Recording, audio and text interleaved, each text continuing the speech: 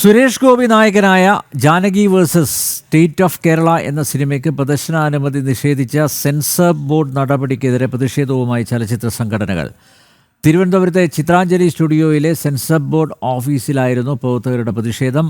വിവിധ ചലച്ചിത്ര മേഖലകളിൽ പ്രവർത്തിക്കുന്ന നൂറുകണക്കിന് ആളുകൾ പ്രതിഷേധത്തിൽ പങ്കെടുത്തു. Start. Action. No cut. സിനിമകളിൽ കത്രിക വയ്ക്കുന്ന സെൻസർ ബോർഡ് നടപടിക്കെതിരെ പ്രതീകാത്മകമായിരുന്നു സിനിമാ പ്രവർത്തകരുടെ സമരം.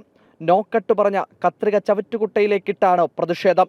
അമ്മ, ഫെഫ്ക, പ്രൊഡ്യൂസ് അസോസിയേഷൻ തുടങ്ങി ചലച്ചിത്ര മേഖലയിലെ എല്ലാ സംഘടനകളും പ്രതിഷേധത്തിൽ പങ്കെടുത്തു.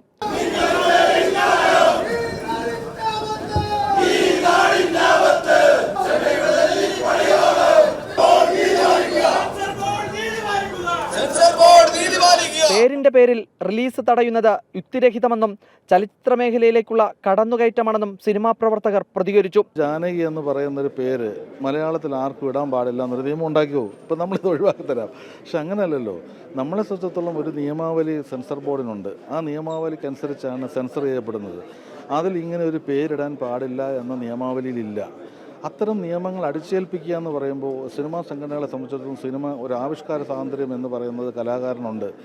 അതല്ല എങ്കിൽ ഇവിടെ ഒന്നും ഉണ്ടാകില്ല. ശരിക്കും പറഞ്ഞാൽ അത്തരം കാലഘട്ടത്തിൽ ഇത് പല കാര്യങ്ങളും പാടില്ല എന്ന് പറയുന്നത് നമ്മുടെ ഒരു ഇതിലേക്കുള്ള ആവിഷ്കാര സ്വാതന്ത്ര്യം ഒരു കടന്നുകയറ്റമായി നമുക്ക് കാണാൻ പറ്റുള്ളൂ. ഈ സെൻസർ ബോർഡൊക്കെ പിരിച്ചുവിടേണ്ട സമയം കുറേ വർഷങ്ങളായിട്ട് നമ്മൾ തുറന്നുകൊണ്ടിരിക്കുക.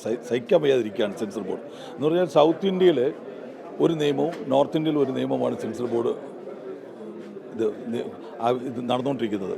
അതിനെതിരായിട്ട് നമുക്ക് ശക്തമായിട്ട് നിലപാട് എടുത്തേ പറ്റത്തുള്ളൂ.